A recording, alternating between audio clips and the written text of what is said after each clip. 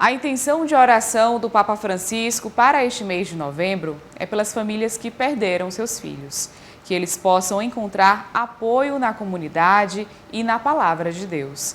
Vamos juntos refletir sobre esse assunto agora nessa entrevista.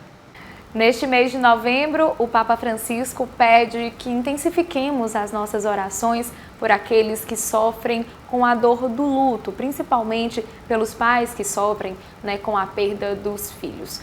E para falar sobre essa temática, neste momento, vamos conversar com a psicóloga e especialista em tanatologia, a Silvana Lavor. Silvana, seja bem-vinda ao programa Em Tuas Mãos. Muito obrigada pela disponibilidade. Obrigada pelo convite, Joyce.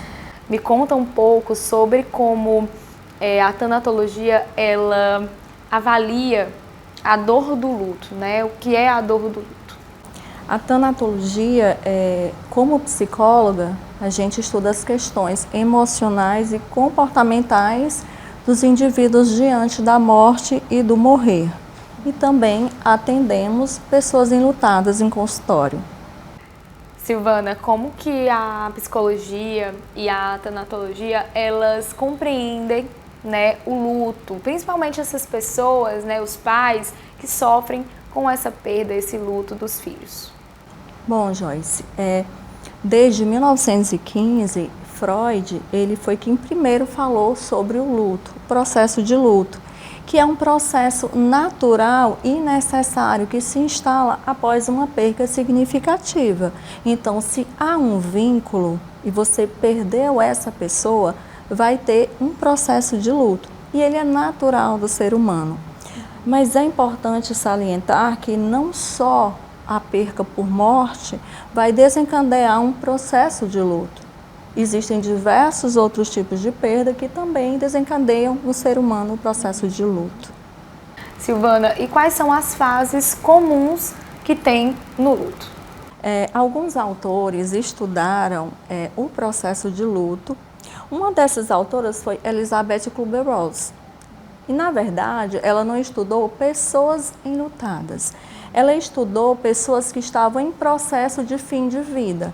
Eram pacientes em fase terminal. E ela conseguiu observar que tinham determinadas reações emocionais parecidas. E daí ela foi listando e ficou conhecido como as fases do luto, onde ela relata primeiro o choque diante daquela notícia, depois vem uma raiva, seguido por uma barganha. A barganha seria aquele período onde vem as promessas, onde o sujeito ele tenta de todo jeito reverter aquela situação. E quando não conseguiria, viria a seguinte fase, que seria a depressão, onde ele estaria num sofrimento intenso, e depois a aceitação. Mas outros autores também estudaram o luto e trouxeram outras denominações, como William Worden, que falou sobre tarefas do luto. Mas o que é importante falar sobre essas fases? Elas não são lineares, elas não ocorrem uma após a outra, elas oscilam. O luto, ele é mais parecido com uma gangorra, com altos e baixos. Por que é importante falar sobre isso? Porque às vezes a gente, o social, olhando para essas fases, pode querer que o enlutado ele acompanhe aquelas fases. E não é assim que acontece. Como, por exemplo, aquela pessoa que estava naquela raiva intensa, aí de repente está na tristeza intensa. Nossa, mas não era para tu estar triste porque tu não estava com raiva? Não é assim que acontece. O processo de luto ele é um processo bem dinâmico, com altos e baixos, onde as reações dos sentimentos eles oscilam bastante. É um processo bem pessoal, de cada pessoa. Silvana, como que a espiritualidade ela pode ajudar, principalmente os pais, que estão enlutados pela perda desses filhos? Então, a gente, quando está falando de luto, procura, enquanto psicólogo, verificar quais são os fatores de proteção, que seriam as pessoas ou coisas que ajudam esse enlutado. E a espiritualidade, ela é sim considerada um fator de proteção. Agora também é muito comum que diante de uma perda significativa, tem um determinado momento onde esse enlutado, o sistema de crenças nosso é abalado. Então, ele pode ter um tempo de ficar um pouco, a gente chama de uma certa briga com Deus, sabe? Onde ele tem a sua fé abalada, as suas crenças abaladas por conta de tudo aquilo que está acontecendo. Então, é comum acontecer com algumas pessoas, mas geralmente pessoas que têm uma religiosidade bem firme, praticante, com o tempo isso passa. E é, sim, um recurso poderoso de enfrentamento diante da perda. Nesse momento de luto é muito importante que essas pessoas tenham apoio, né, daqueles que estão em volta. O que as pessoas podem fazer para ajudar, né, esses pais que estão sofrendo com a perda dos filhos? Eu sempre costumo dizer que é importante perguntar para aquele enlutado o que ele está precisando. Por quê? Porque o que é importante para mim pode não ser para você.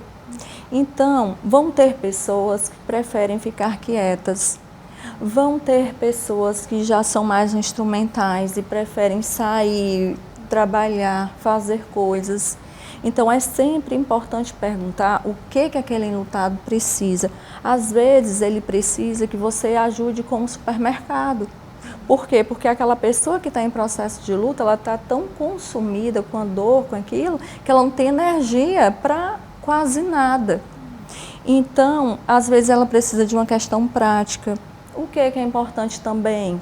E ouvir, porque às vezes o enlutado ele pode sentir necessidade de falar daquela pessoa falecida diversas vezes e nem sempre as pessoas estão disponíveis a ouvir. Então, escutar aquela pessoa de forma respeitosa e sem julgamentos e também, sabe, suportar o pesar. Porque para a gente não é fácil estar ali com o outro diante de um sofrimento muito grande.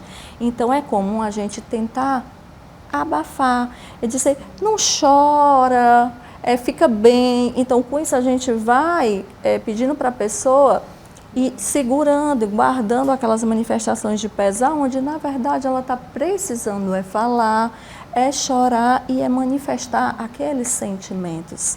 Silvana, gostaria então de agradecer a sua participação aqui no nosso programa. Muito obrigada pela disponibilidade, né, de esclarecer esses assuntos aqui pra gente. Obrigada, digo eu, Joyce, porque é sempre muito importante estar falando dessas temáticas de forma, lógico, respeitosa e cuidadosa, mas é um dever para nós profissionais estar disseminando informação para a população.